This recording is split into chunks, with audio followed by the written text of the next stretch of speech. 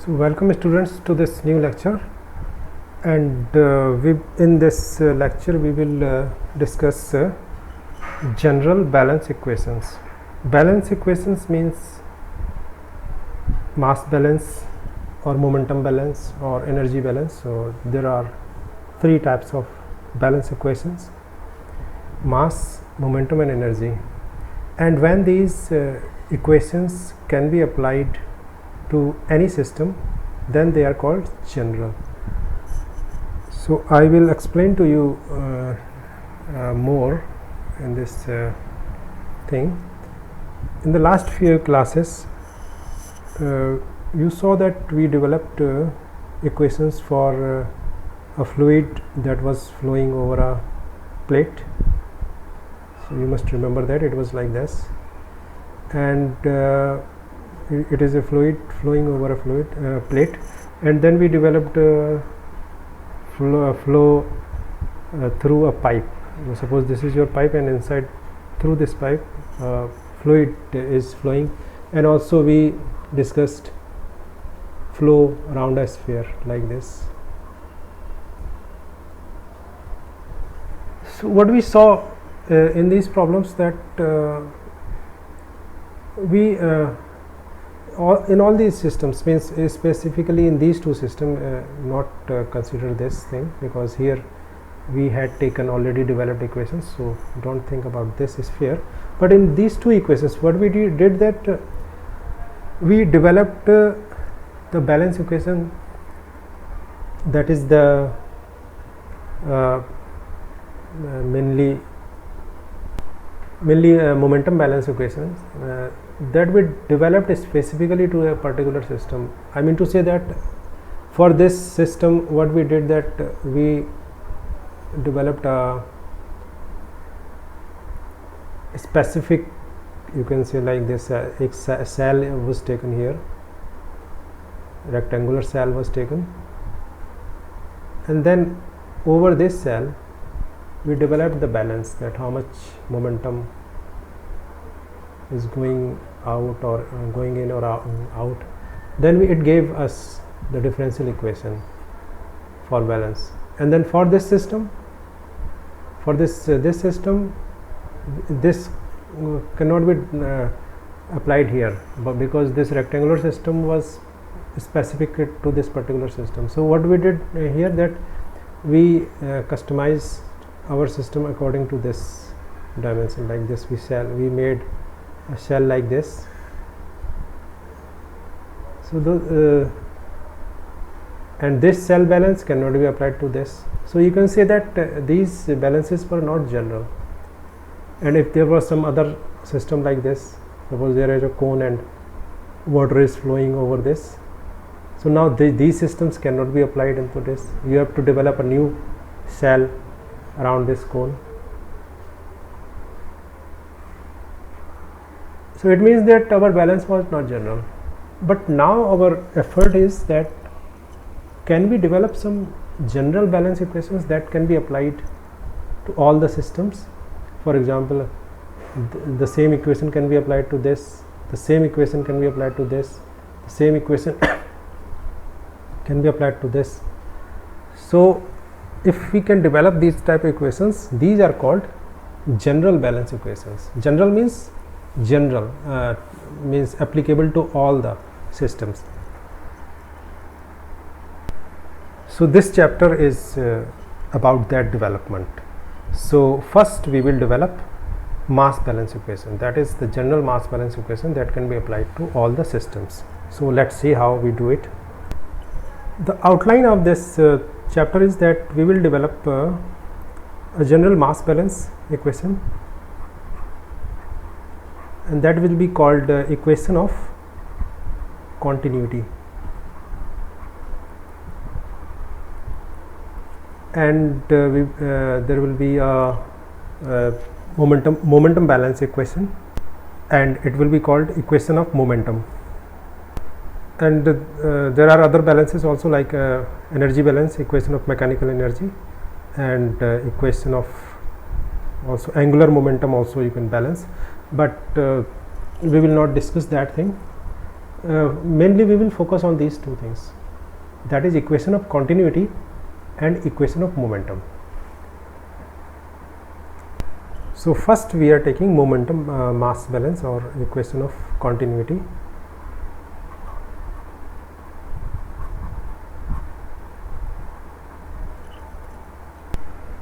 And the idea is that we will take some fluid flowing.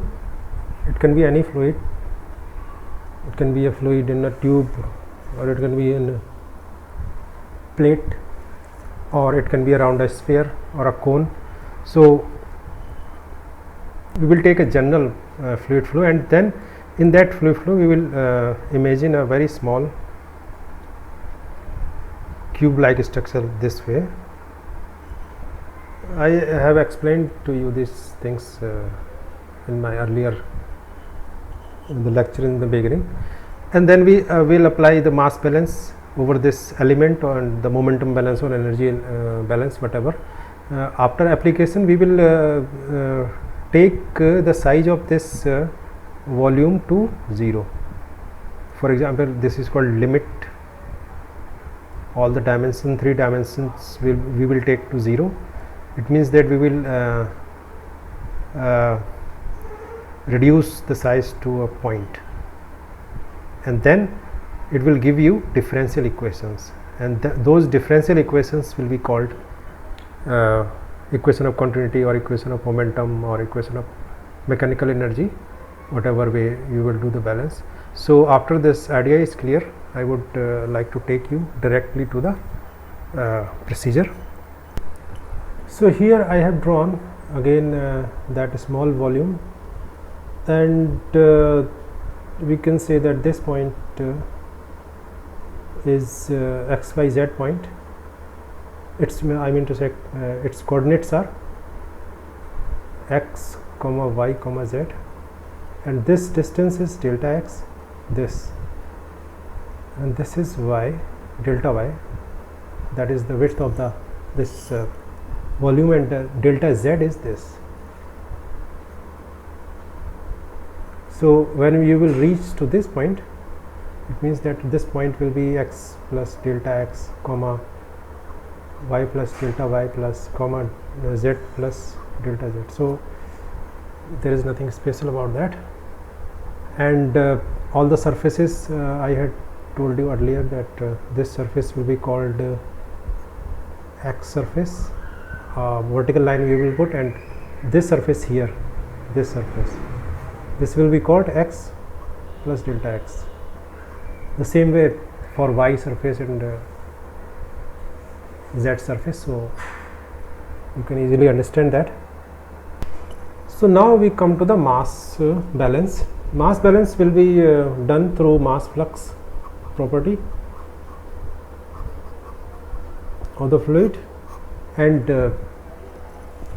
we will see that how much mass flux is going into the system and what is mass flux that is coming out of the system, and for that we will consider all the 6 surfaces, that is one surfaces through which the mass is entering, x surface, y surface, z surface, and on the opposite surface of it mass will be coming out. So let's say take first the x surface, that is this surface, and the surface opposite to it, and let's say that the velocity through this surface is Vx. Always we take the perpendicular velocity for mass flux. No other velocity is of any use when you are talking about mass flux. And I told you the mass flux is this thing multiplied by this mass flux, not mass rate but mass flux, that is divided by area. And when you will say that what is the mass flux through this area, it will be this, and area is represented by this. So it means that this is the surface area through which the mass is entering, and for this surface the mass, that is mass flux that is coming out, that is rho, the velocity here, and Don't think that this velocity Vx is equal to Vx. Actually, this suffix, this is also coming with this. So Vx here means that Vx at this surface. So you should have no confusion about that, because this surface represents these values. That's why they have been put in this bracket. And also maybe possible that density can also change in this problem. So now we come to the balance in the language form. How you will write the mass balance over that mass balance. Writing mass balance. This is the language you will use. Mass balance can be done in many ways, taking many types of properties. Like you can say that only mass you can take like 5 kg equal to 4 plus 1, or you can take mass rate, mass per second that is entering into the system. So here we will take mass rate, because in chemical engineering systems there are continuous processes also, and we are when we are taking rate, it means that that is the process, continuous process. So you will write it this way: rate of increase of mass of the system is equal to rate of mass in to the system, that is the language, and rate of mass out of the system. So it means that if there is some system, and in that system if you study that system for 1 hour, and you saw that 10 kg mass was put in 1 hour, and you saw that only 5 kg mass or 4 kg mass came out in 1 hour. So you can say the rate of mass in is 10 kg per hour, rate of mass out was 10 kg per hour, and rate of it means that where has gone that 6 kg mass in 1 hour. It means that in 1 hour per hour its mass is increasing by 6 kg. So that's why this is called rate of increase of mass. So it should be clear to you what it means. 6 kg mass is increasing per hour. That is the meaning of it. And how you will write it in mathematical form? You will write it this way, that time element will come over rate is always written, time rate is always written this way, and here you write the mass of the system. What is the mass of the system? Density multiplied by volume. Volume is, that is the density multiplied by volume, and density is this, and volume is volume of the this cuboid, you can say, and you put here this. So this is your rate of increase of mass. And now one thing to remember is that we have in this particular equation, how many variables we have? We have x variable, y variable, z variable, and t variable. So there are 4 variables. So whenever there are variable more than 2, then we take the partial differentiation. So this is to remember here, that because we have so many variables, so you will write this way in partial differentiation, because it may be possible that x may be changing, y may be changing. So this means that now the volume we have taken, it is a fixed dimensions, a very small volume you have taken. Maybe this is 1 millimeter into 1 millimeter into 1 millimeter. So that is fixed. So it means that you can take it out. So what will be this? Delta x, delta y, delta z. So this is your rate of mass of increase. So we will write it there. So we can put this thing there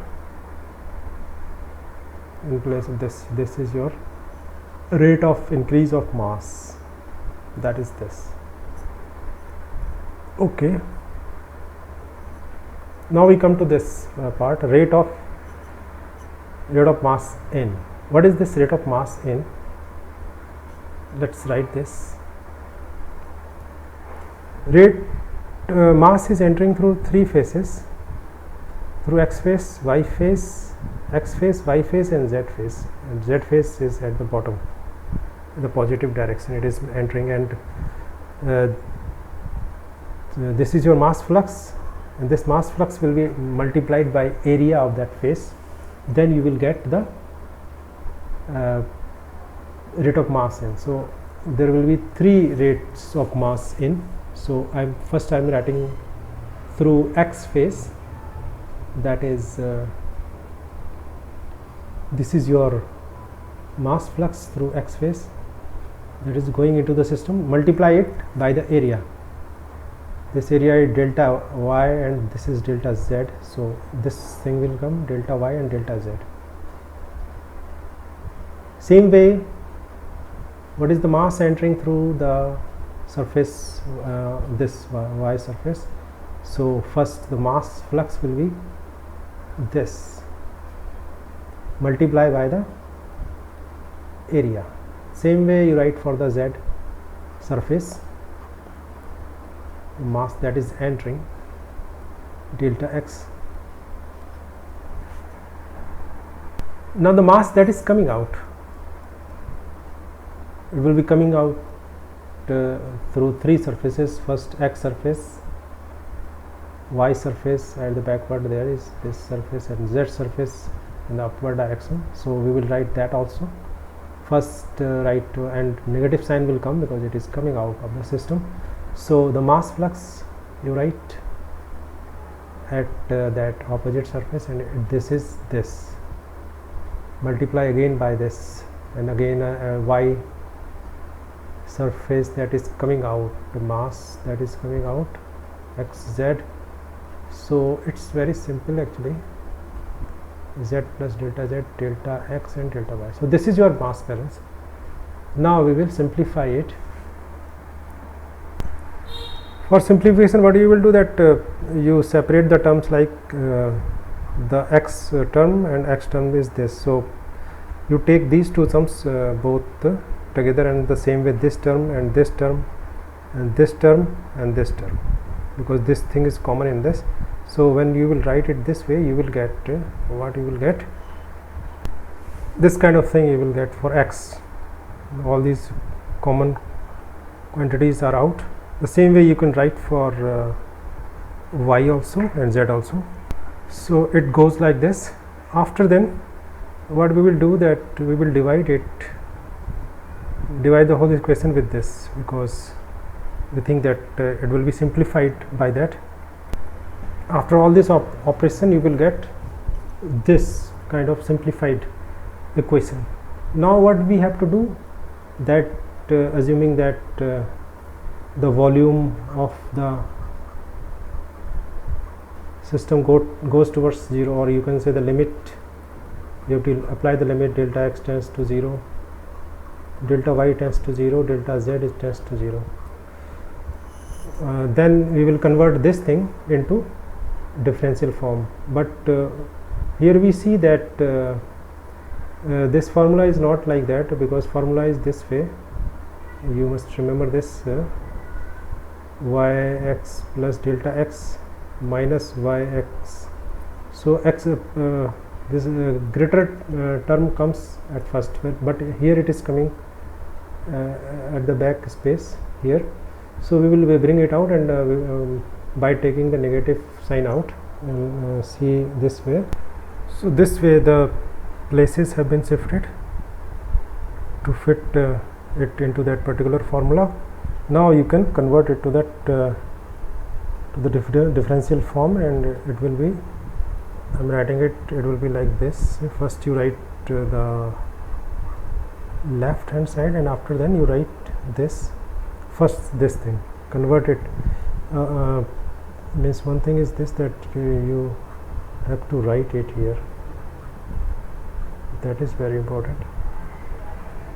Only after then you can convert it, because this already we have written it here, but again I am writing it, and then you will get, convert the first term will be del over del x.